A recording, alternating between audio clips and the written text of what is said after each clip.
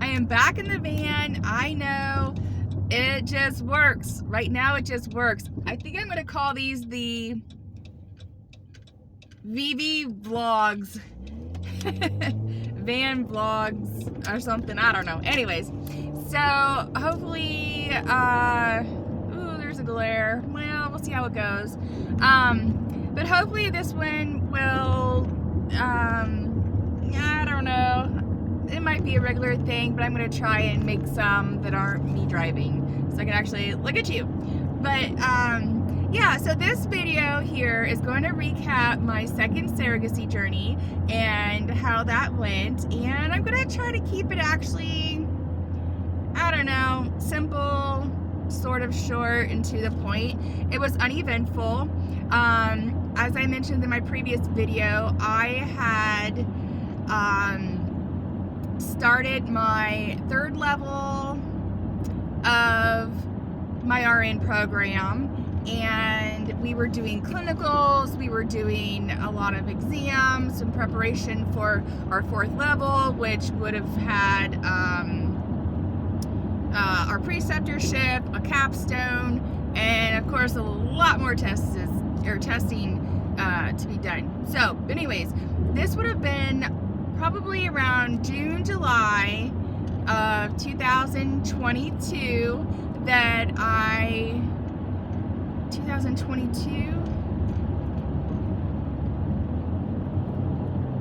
Yeah, 2022, that I reached out to my agency and I said, hey, I don't think, my first set of intended parents are looking to do a sibling journey. I've always had it on my heart to do another journey. I really want to do 3 journeys, if I'm being honest. And I told them that I would love to start the process and see if I would be qualified to be a surrogate again.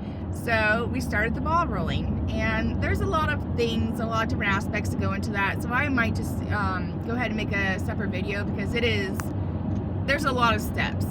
But started the process, and probably around September-ish, October, we got to a point where I got the go-ahead to start matching and looking at different IP profiles and getting that ball rolling.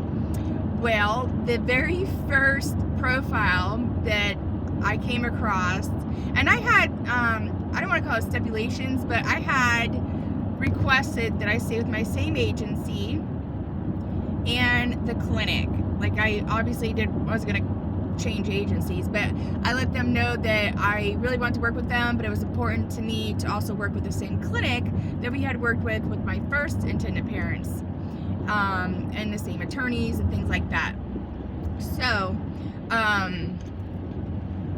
they come September, we start looking into profiles. They start putting my profile out there. It's kind of like a dating site if you think about it, like, oh, this is me, this is how old I am, this is my fan, like, you kind of just put yourself,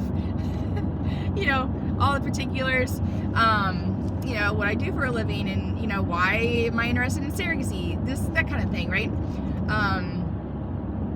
And probably, I want to say it was like in October, beginning, middle of October, I got a profile, and I just absolutely fell in love with this couple. They do live in another country, and I was completely okay with that. For me to match with someone, my matching points are important to what my beliefs are, and I think that is the most important thing when you're matching with someone and you're going to go through this journey and this relationship of helping them grow their family, carrying a child for them. So aside from my specific matching points, and that's something I can go over in another video if anyone was interested, but that was my top criteria. And then my next set of criteria was just looking for a family that wanted to have an open relationship, communication, be involved, because you do hear all these sad stories, that was willing to consider continuing on the relationship and maybe building a friendship. Not being like move in next door, or I want to call you every day, but I really feel not a motherly connection, but a connection on another level, that I was blessed and humbled to go through this journey of carrying another person's infant, and bringing them into the world. And it would be nice to be able to continue with little updates and just maintain some sort of little friendship or whatever. But now we're like family, so and for both families, and that is oh man, the best feeling ever.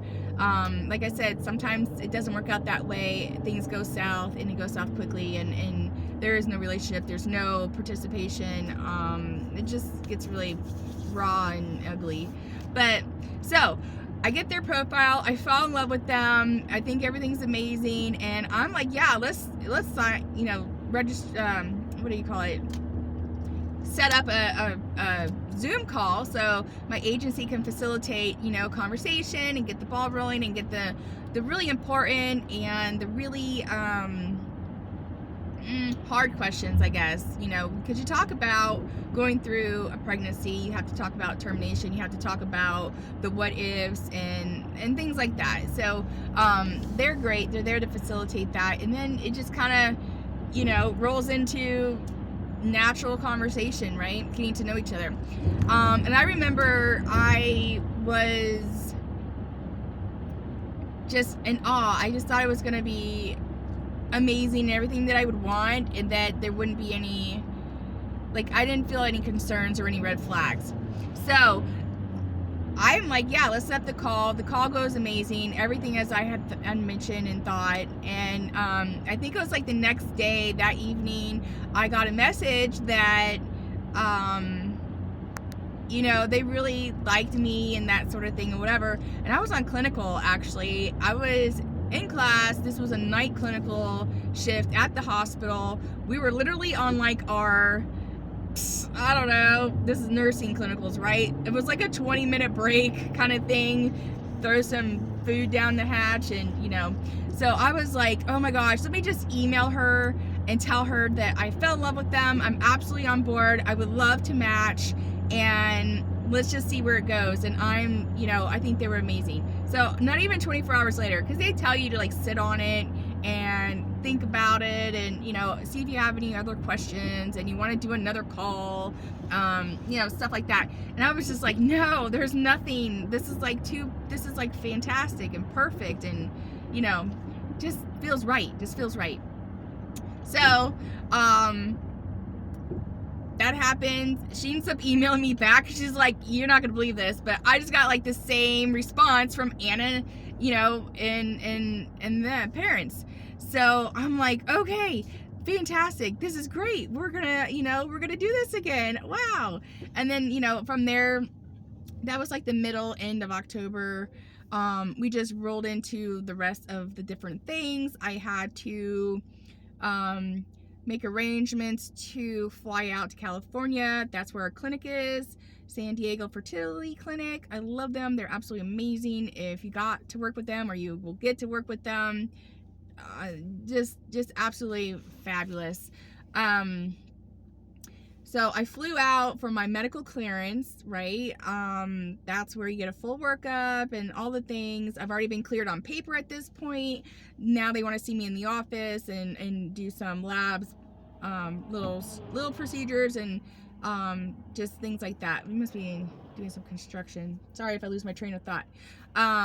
Go through that. That looks fantastic, and I, passed, if you want to call it, with flying colors. And yeah, then it's on to the cycle and getting prepared for a transfer, medications, and starting to take, get on a schedule taking medications, and leading up to transfer, you start injections, and yeah, all that. So I graduated in May, and we had our transfer literally the week after I graduated. In May. What was magical was my attendant parents actually had scheduled and had to fly in from Australia to California for a business conference that they had to attend. And sorry, there's so much going on here. Why, I don't know. Yeah, so then from their conference, the timing was so perfect that they were able to fly in from Northern California down to San Diego and be there for a transfer at the clinic. And that was just awesome. We got to meet, we got to be together, spend some time, enjoy the day, have lunch and all the things, and yeah, have our little transfer. And they got to be actually there right when it happened. Little M baby was implanted, into my uterus. But again, I could do videos on that and go over it. I try not to make this video too long, but so I fly back home. I'm just, I have time. I just have a little bit of rest time, downtime. That following week, I want to say 3 or 4 days later, they were done doing what they were there for in California. And let me adjust this a little bit. I feel like they flew out to Pennsylvania. I live in Pennsylvania, Western Pennsylvania. They flew out here to visit and meet with me and my family and spend time with us over a really long weekend. And yeah, it was just incredible. It was absolutely incredible. We really got to bond and do some fun things. Went to the mall, did a couple this and that's, go and get ice cream together. And then they were off. They were gone and they were off. And then from there, it was just, continuing with medications and scheduling for, blood work, because we were checking our beta and our numbers, and just hoping that little baby stuck. And I'll never forget, I'm big on testing. I tested with the twin pregnancy, and just wanting to know. And I was so excited that I already knew that I was pregnant and had gotten a positive test when they had arrived, but they wanted to wait and hold off until our test results came back, our blood work came back. And it was so exciting and so hard to kind of like keep that on, on the down low, I guess, and respect that, because they're nervous. I don't blame them whatsoever. But yeah, so then, from there, it's a go. We have a viable pregnancy. We go through all the weeks and all the milestones and all the appointments. Everything checks out. It's fabulous, perfect, textbook, no issues. Ooh, what are you doing, lady? Gosh. And then we just kind of, sorry. I'm glad I watched the road and not watching the phone. I know I've watched some of these and people are like, looking at the phone. I'm like, wow, how are you driving and looking at the phone? Whew. But I am downtown now near campus, so it's a little bit busier, especially this time of day. It's super early. I guess it's not super early. It's like 8:30 or something like that. But yeah, it was fabulous. I didn't have any problems, no concerns. Everything checked out, and it was great. Take it down to the tail end of the pregnancy, 3rd trimester. I think for my 2nd glucose, there was a little bit of concern. She had me doing like finger sticks, because I'm not a big fan of drinking that glucola. I also have had a sleeve gastrectomy, so that all that sugar definitely does not sit well on my tummy, and I'm changing a lot of things with my dietary habits and so on. So just in general, I'm not a huge processed food or refined sugar kind of person, so that would have just messed me up a lot, and I wouldn't have been able to hold it down probably. But anyways, my morning fasting numbers were coming back like at 100. 101 and 102. They need to be under that, obviously, but it was literally 98, 96. It was literally just, you know, but the hospital system that I was having this pregnancy monitored through is very on board with being proactive in each and every way. So that afforded me, instead of just like revamping my diet, reevaluating my exercise routine and things like that, that this hospital system, my OB, MFM, if you don't know who that is, maternal fetal medicine, MFM, all decided that I just need to be put on insulin right away. And this was at 35 and for like 4 or 5 days. Like, I was literally almost 36 weeks along. They immediately started me on NSTs, which is just extra monitoring on the monitors and watching baby movements and all the things in that regard. Immediately started those on a bi-weekly basis.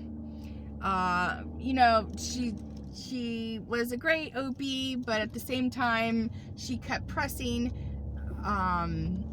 you know, diabetes and blood pressure and high blood pressure and preeclampsia, and it just got really agitating, and I don't know, it got really nerve-wracking, and I eventually started getting like white coat syndrome and started getting extremely like stressed out, and my blood pressure was sort of teetering on, you know, a little bit higher when I would go in for my visits. So then I had to monitor them at home, and of course at home they were perfectly fine. Go figure. So I just felt like on edge the last couple of weeks because of that, and I honestly, you know, it got to a point where I was ready. And she did say she wanted to not go past 38 weeks. She wanted to induce at 37 because of all this science and all these things. And I thought, well, okay, you know, I don't see why, but okay, whatever. If you see the point in this, then that's what it will be. And I'm parking in this temporary parking, so that's what you hear my little flashers on. So yeah, that was the gist of it, with any kind of, you know, concerns and whatnot. I think we scheduled induction for 37 and 6 days. It was literally right at 38, and you know, that induction went just as all my other ones have. I probably should do an update and story, I guess. I don't know. They usually, being induced usually takes me into a 24-hour loophole of 24 hours of, you know, labor, and all the things. Little girl ended up being sunny side up, so you know, that labor story was like was my longest push time of over 2.5 hours, but she was beautiful, amazing, and healthy, and had no issues, no sugar concerns. Like, there wasn't a problem at all, and it was magical. Mom and Dad were there. They made it in time and were settled in their Airbnb. And that was the end of that second journey with new intended parents. Baby girl, I delivered her the end of January of 24, so this year. And yeah, I think in my last video I mentioned that my first set of intended parents reached out to me in February on Valentine's Day, actually, and they are so sweet. They asked me if I would carry for them again, and do a sibling journey for the twins. As I mentioned in that recap, they decided to forego our agency and kind of pursue some other avenues. Surrogacy is definitely not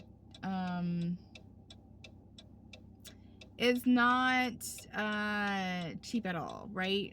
You know, so I respect that, and I'm very much adamant that I like to stay with an agency because I like having the middleman, having someone to, you know, be there to guide us through everything and handle all the things that I don't want to, I just don't want to do a lot of the legwork, you know? And that's okay. That's okay. So, but yeah, then, just to kind of wrap this up and end this video, yay, looks like I have a parking space. I am so excited, you guys. This is unusual. And it's a great spot, literally right here. Do-do-do. Do-do-do. And I love it, the fact that I am near all the things I need to be near. So,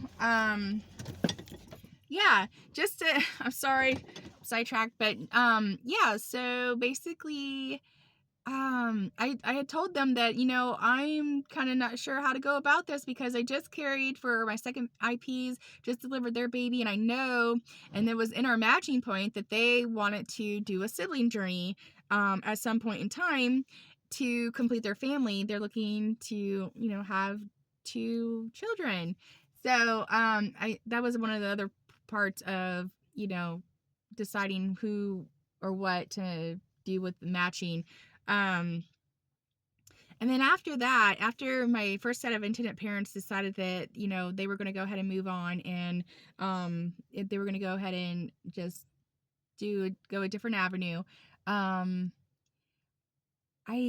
asked my agency if they were, you know, willing to kind of be a third wheel, if you will, and facilitate, you know, reaching out to my second set of intended parents and just kind of feeling them out to see if that was something that they would want to consider, if that was still kind of on the plate. Because let's face it, I'm not getting any younger. I literally just had a birthday. I am into my I'm into my 40s. You know, I'm not like I'm in my 30s, and I'm just, you know, have time to spread out, you know,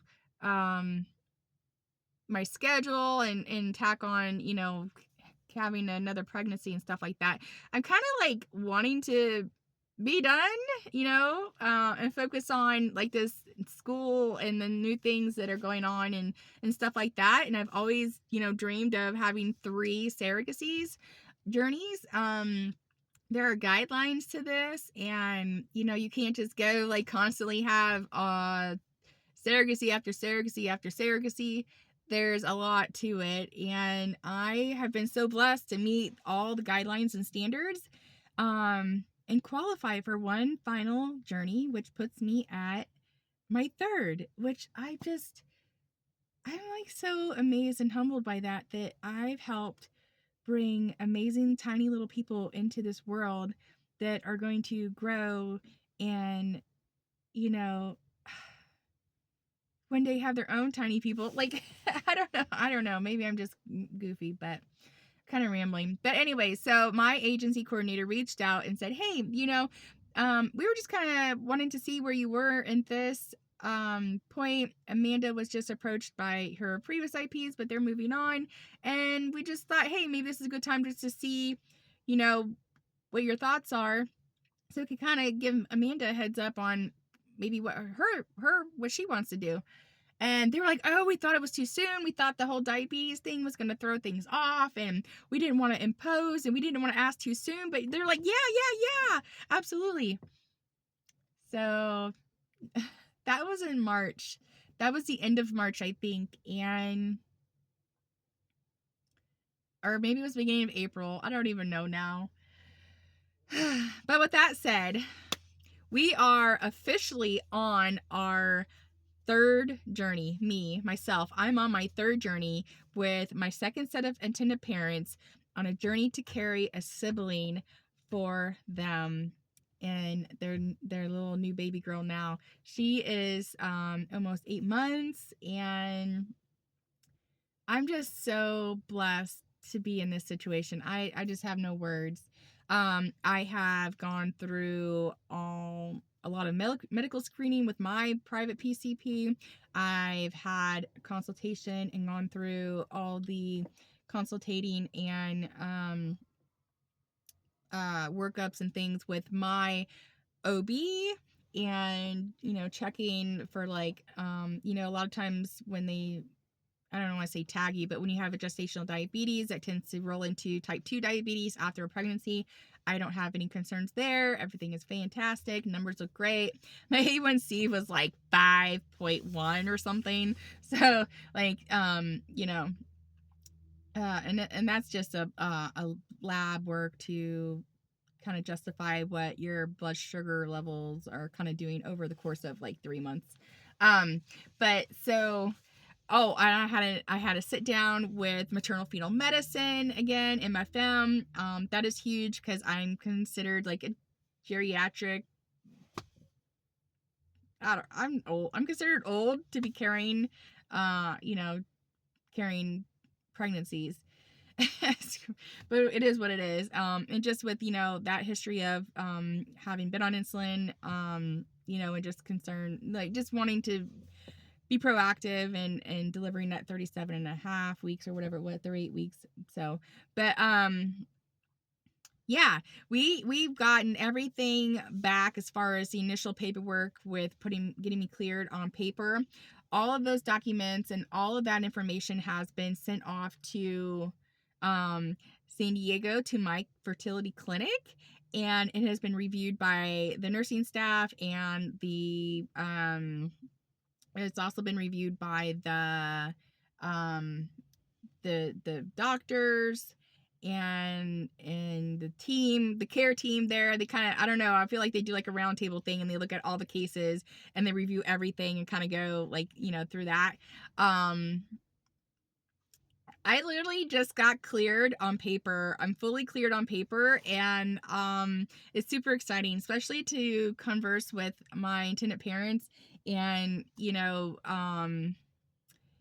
able to, I don't know, celebrate this milestone because we were like, we literally just had baby girl for them. So it is super exciting.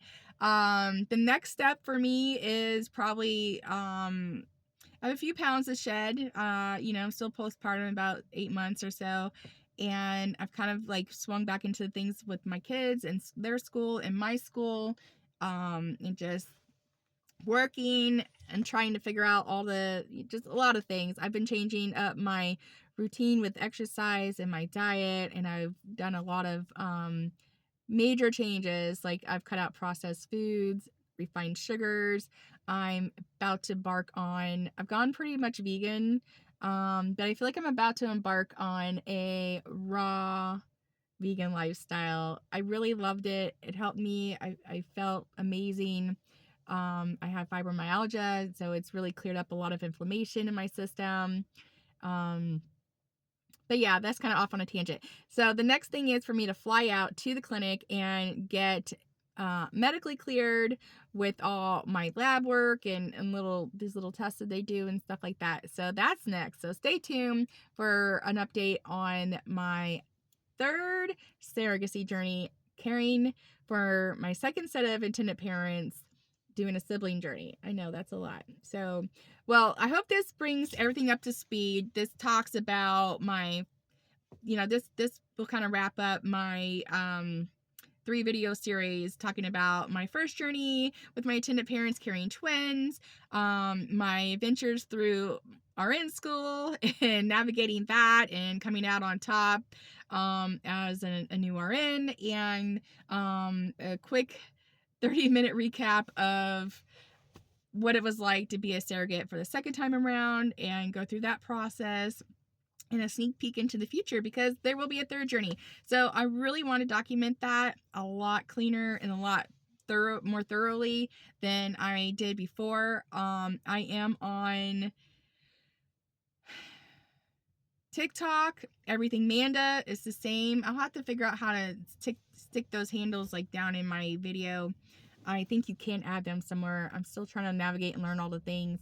And then I'm also on Facebook, Everything Manda, as well. So yeah, that'd be exciting. I'm trying to keep it, I don't want to say simple, but that's not I'm not simple, I'm complicated. But I'm definitely trying to keep it geared towards, vlogging and just what's going on in my life and all the things. But I'm going to do another video coming up, and I'm going to update you, bring everybody up to speed on what's happening now with me and school, because I just can't stop. I'm just going to go and go and go and go. So this might surprise you. It may not surprise you depending on who you are, and if you know me personally and you're watching this. I definitely feel like I'm a go-getter, and I don't let anything stop me, and I stay determined. But yeah, yep, I'm back at it. I'm back in school. So stay tuned, stay on your toes. I'll keep you on your toes. And I hope you guys have a fantastic day. God bless. And yeah, I'm looking forward to more videos and just getting this ball rolling and really working into my whole life of vlogging and everything Amanda. Or Manda. I go by Manda. My real name is Amanda. But anyhow, hope you guys have a wonderful day. God bless and take care. Please like, subscribe, and click off your notification bells, because I'm going to be doing a lot more content. Bye now.